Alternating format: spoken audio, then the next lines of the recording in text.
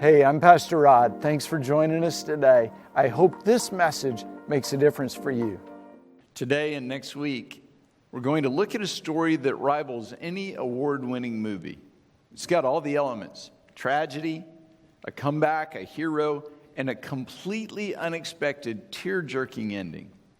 We're only going to spend 2 weeks, but I encourage you, if you haven't already been, to read and study the book of Ruth. Chapter 1, verse 1, in the days when the judges ruled, there was a famine in the land. It was a tense, difficult time in Israel. Judges 21:25 tells us that everyone did as he saw fit. In other words, there was no central authority or law. Not only that, there was a famine. We don't really know why. There may have been a lack of rain. There may have been diseased crops. Maybe insects destroyed the harvest. A famine was often evidence of God's discipline against his people who had sinned against him. Regardless of the reason, food was hard to find. Israel was in economic, political, and social chaos. A man from Bethlehem in Judah, together with his wife and 2 sons, went to live for a while in the country of Moab. The man's name was Elimelech, his wife's name Naomi, and the names of his sons were Mahlon and Chilion. They were Ephrathites from Bethlehem, and they went to Moab and lived there. Elimelech decided staying in Bethlehem was too difficult for his family, and so he moved them to Moab. With that background, that doesn't seem like a horrible decision, but Moab was Israel's bitter enemy. Rather than turn to God and trust him to provide, Elimelech and his family abandoned God's people and God's land to live with the enemy. This is like an Arkansas Razorback fan deciding to root for Alabama, or for that matter, San Jose State. Too soon? This was like an American moving to Iran to help their military.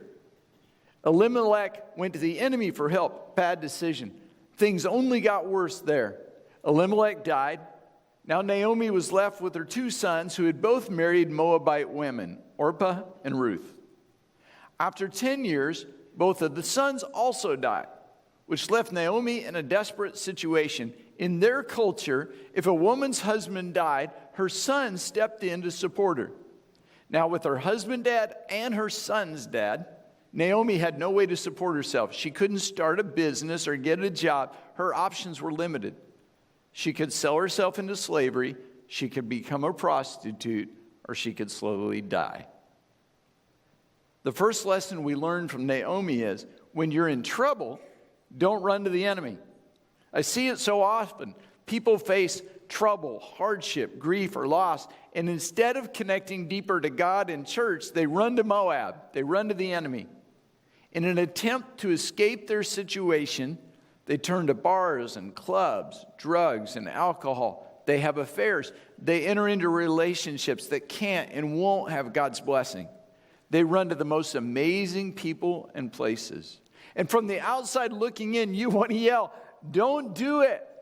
Don't run from God, run to God. You try to intervene, but people run past all the warning signs. They ignore common sense, and then they experience the consequences. When she heard in Moab that the Lord had come to the aid of his people by providing food for them, so Naomi went to Moab. She experienced heartache and tragedy. Meanwhile, back home where she should have stayed, the Lord had provided for his people. Leaving God's land and God's protection was such a bad decision. Now Naomi made a wise decision. Naomi and her daughters-in-law prepared to return home from there.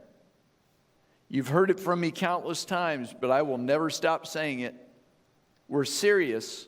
I mean it. Look at me. You can always come home. Always. No matter how far you run, God will welcome you back. We will welcome you back. We can't erase the consequences of running, but we can love you, cry with you, hug you, pray with you, and believe God's best for you. If disobedience to God and his plan has landed you in trouble, the way back is clear. Return to the point of disobedience and obey. Do what you should have done the first time. Obedience is the pathway to blessing. Earlier this year, I was in Madrid working with Project Rescue. Pastor Parker was with me, and one night we headed out to the district where women are trafficked. It's a sad, evil, horrible place. We had a big group. We had people from Africa there with us that we were hosting, so we had to split up in several cars. Parker and I arranged the group strategically, and then we put ourselves with the least knowledgeable drivers because we wanted our guests to have the best experience. My driver was driving a rental car, a stick shift. I'm not sure exactly, but I think it was her first time to ever drive a stick. From the hotel, she put it in gear, popped the clutch, wham, her head slammed back against the seat. We did that all night long. Tried to turn in somewhere, and we'd lurch and stop in the middle of the road. I tried not to laugh. I wanted to encourage her, but it was kind of hard because she didn't understand English, and I don't speak very good Spanish. Her husband was driving the car Parker was in.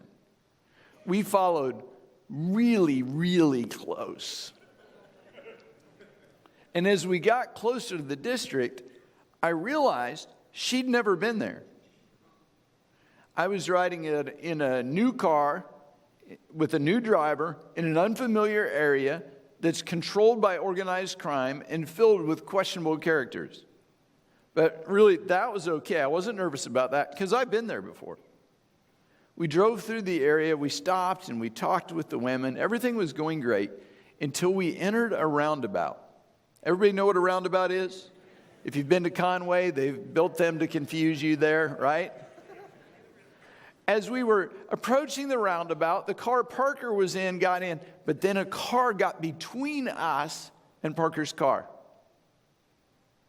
We got in the roundabout. I saw the car Parker was in go left, and I said, go left, which apparently means absolutely nothing in Spanish because she didn't understand. We missed the turn. And so she started around the roundabout again. I pointed. We missed the turn again. And at that point, she panicked. I was pointing and saying, go there, but she wasn't listening. We just kept going around and around that roundabout. And each time around, we would go faster until finally I'm hanging onto that strap and we are flying around that roundabout.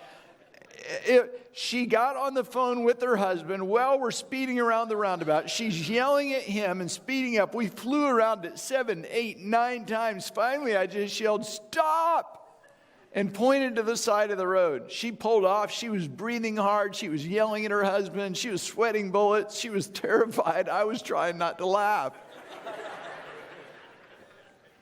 I called Parker to find out where they were, and he said, Dad, just turn on the hazard lights so we can see you, and then start driving. We'll find you.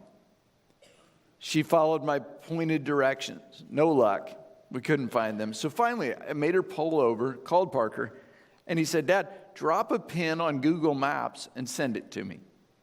And when we figure out where you are, we'll come to you. When they found us, it was quite an interesting reunion. They were talking Spanish way too fast for me to comprehend. I think it was a joyful moment. You know, when you're lost, you pull out your phone, and the first thing you want to know is, where am I? It's comforting to see that little "you are here" sign pop up on the map. All of a sudden, there's hope because Google Maps knows where you are. And if it knows where you are, it can direct you to where you need to be. Sometimes when you've wandered off course in life, you just want to know where you are. You need to see that "you are here" sign pop up on the map. And I want you to know, not only does Jesus know where you are, he's right there with you. You may have got to that point by yourself. You may be there as a result of someone else's bad choices, but the fact remains, Jesus knows. And he's with you, ready to lead you home. I put some stickers in your bulletin today that I just want you to use as reminders. Put them somewhere where you'll see it every once in a while to remind you, Jesus knows. Naomi headed home. but gave her daughters-in-law the option to stay in Moab. It's an emotional, tender part of the story. Naomi recognized there's no hope for her, but Orpah and Ruth were young and might find another husband to care for them. Orpah stayed in Moab, but Ruth made a difficult decision. Her reply to Naomi's instruction to stay in Moab is one of the most famous speeches in the entire Bible. Ruth replied, "Don't urge me to leave you or turn back from you.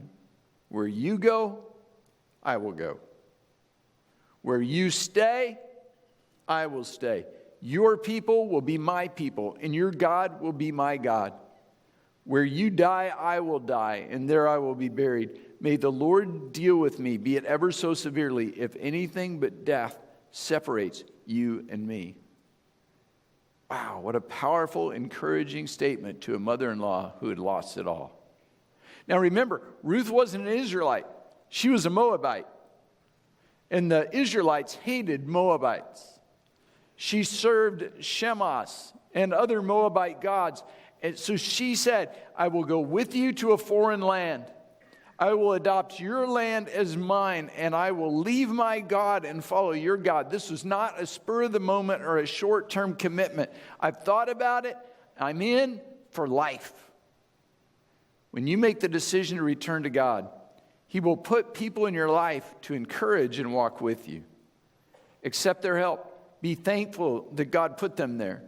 See, your walk back to God doesn't have to be lonely. Remember, everything's better in teams. We are designed by God for relationship with each other and with Him. Still, many times, people making their way back to God are embarrassed and ashamed. They fear how people will react, what they will say. Don't isolate yourself. True followers of Jesus will love and celebrate with you. I grew up in church, but through my teen years and in my 20s, I was running from God. I was far from God. I got into alcoholism, and I was drinking all the time and partying all the time and not living like I knew I should be living. Then I met my wife, and we got married and had some kids, and she wanted the kids to be raised in church, and I agreed to keep her happy. I came to church all the time. Things were bad. I was still drinking. I knew that I needed to make a change, and I could feel the weight of the world just crushing me. Immediately, I knew I had to do something. So I emailed Pastor Rodden with the subject title, "I Need Saved," and my phone rang within 5 minutes. He called me. He prayed with me. I prayed with him. We cried. I was bawling at work, giving my life to the Lord, and I was saved. Pastor Rod connected me with another pastor that was on our staff at the time. His name was Pastor John Long. He just he pulled me under his wing and talked to me like a human being, like a friend, and made himself available.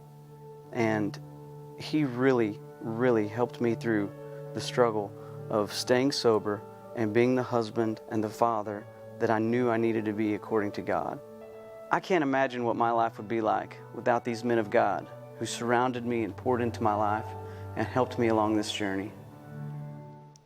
If you're away from the Lord and trying to find your way back, you don't have to walk alone. You'll discover what David discovered. There are people who will walk with you. I'll never forget that phone call. He was crying, I was crying, and celebrating the loving redemption of Jesus. Verse 19, the two women went on until they came to Bethlehem.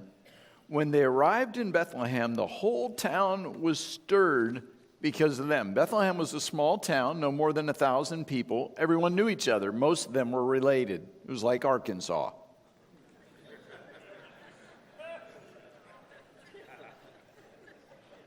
There was excitement and commotion because Naomi had come home. Everyone was talking, and the women explained, "Can this be Naomi?"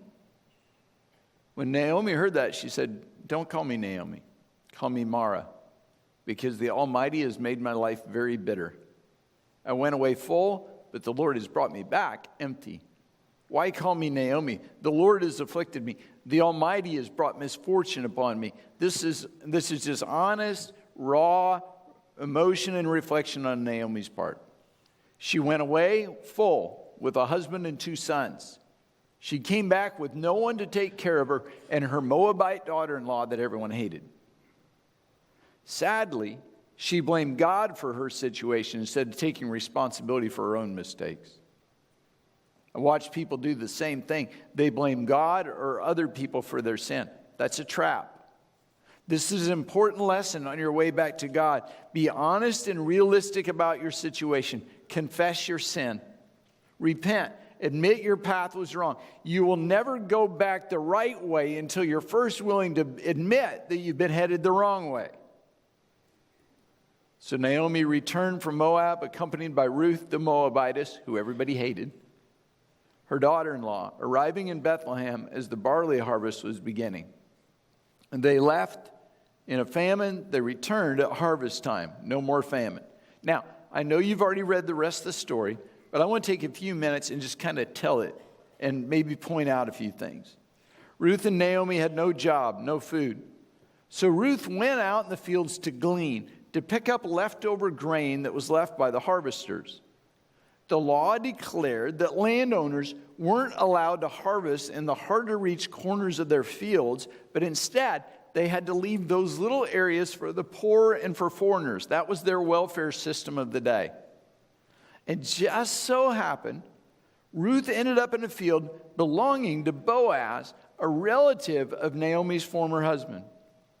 Boaz went by the fields to check on the harvest and saw someone new there. He noticed Ruth, a new woman in the field. He asked one of the workers who she was. The foreman replied, "She is a Moabitess." We see the prejudice again, who came from Moab with Naomi. She said, "Please let me glean and gather among the sheaves behind the harvesters." She went into the field. She's worked steadily from morning till now, except for a short rest in the shelter. Boaz went and he talked to Ruth, and he told her not to work in any other fields, that it was dangerous for a woman to be there alone, especially a Moabitess.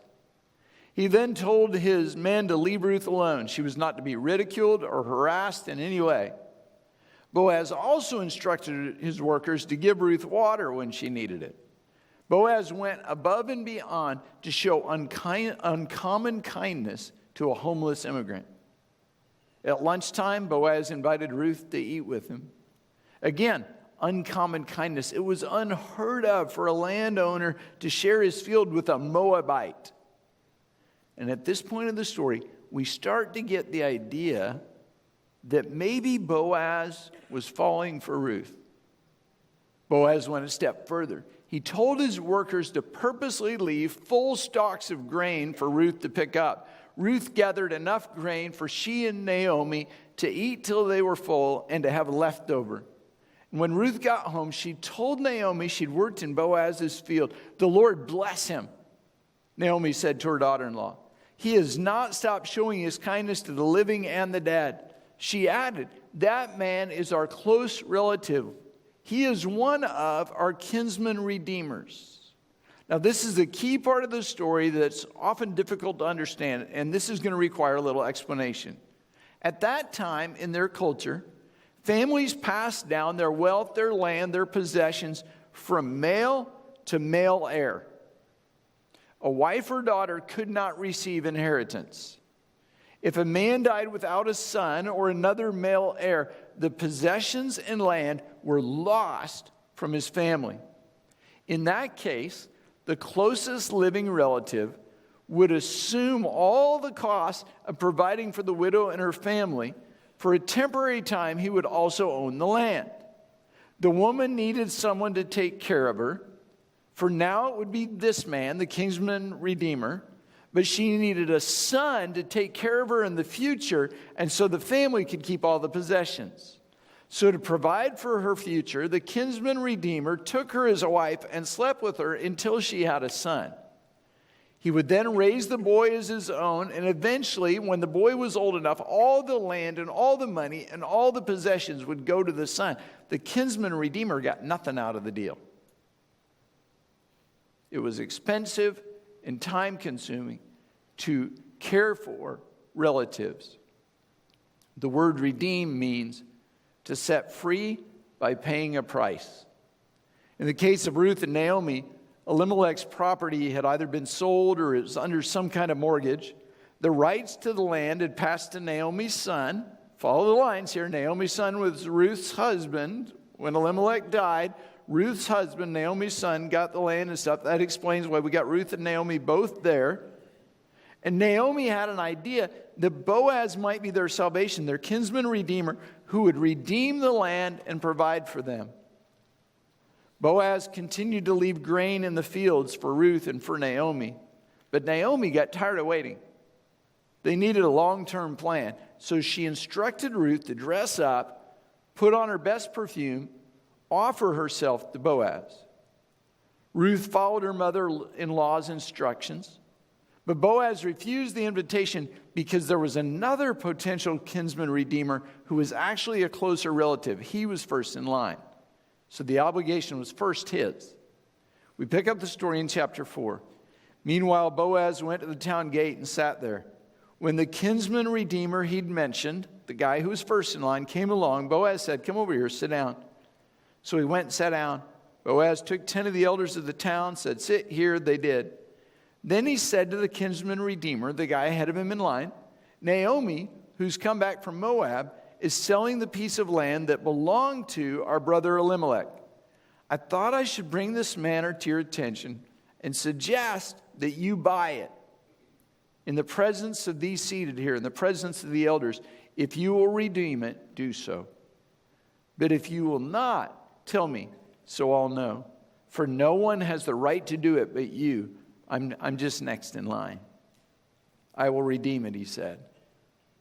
Then Boaz said, "On the day you buy the land, you acquire the dead man's widow in order to maintain the name of the dead of his property." Boaz reminded the guy, it's not just the land and the stuff.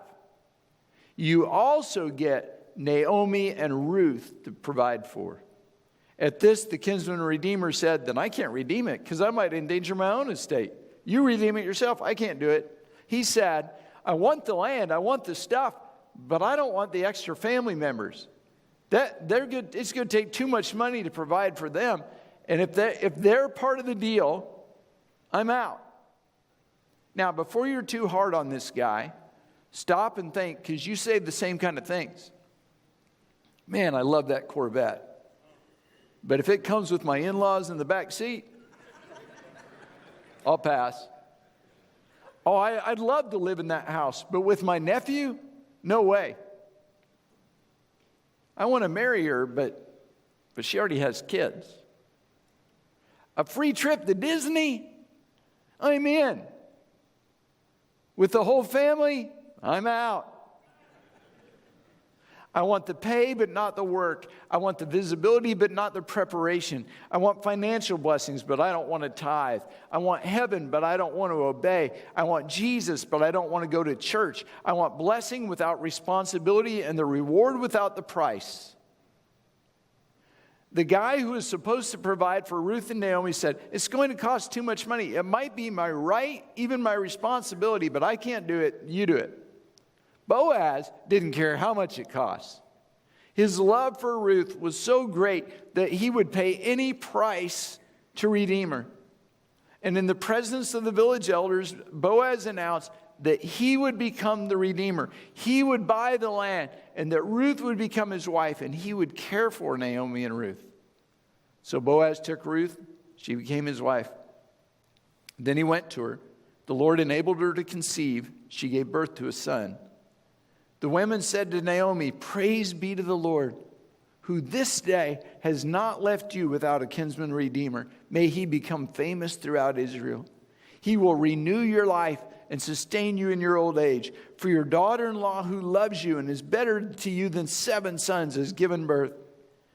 Then Naomi took the child, laid him in her lap, and cared for him. From hopeless, penniless, and alone to cared for and blessed, Naomi sat with her grandson in her lap, thanking God for his blessings. Ruth's son was named Obed, and he would grow up to one day care for the family that brought him into the world, including Naomi, his grandmother. Boaz redeemed the family inheritance. Now Obed would continue the family line, protect the inheritance, and provide for his family. A baby was born in Bethlehem that changed Naomi's life and gave hope for the future. All her hurt and pain, everything that had been broken and destroyed, everything she'd gone through had been redeemed. Everything broken in your life, he can restore. Every hurt and pain, unfulfilled dream can be redeemed. Now, ready for the surprise ending of the story? The women living there said, Naomi has a son. They named him Obed. Here's the cool part. He was the father of Jesse, who was the father of David. Obed's son Jesse had 8 sons. The youngest was named David, who became king of Israel. Naomi, the woman who ran from God's land and God's plan, was the great-great-grandmother of the king. But wait, there's more. 27 generations later, another baby was born in Bethlehem. Jesus. And Jesus was a direct descendant of Boaz and Ruth and Naomi. He came to change lives. He came to bring hope. He came to redeem. When we started the story, you probably didn't see that coming. Naomi was fully, completely restored, and she was part of God's plan to one day send his son as a redeemer. Imagine God in heaven deciding who should be in the lineage of my son when he comes. And he chooses someone who made a horrible mistake and a tragic failure. Naomi, what a beautiful picture. And what an encouraging story. See, you may think, after what I've done, there's no way God can use me. After my mess ups, after my past, after my history, after the mistakes I've made repeatedly, there's no way. The life lesson from Naomi is, regardless of what you've done or how far you've run, God still has a plan for your life. God can and will use you to change the world.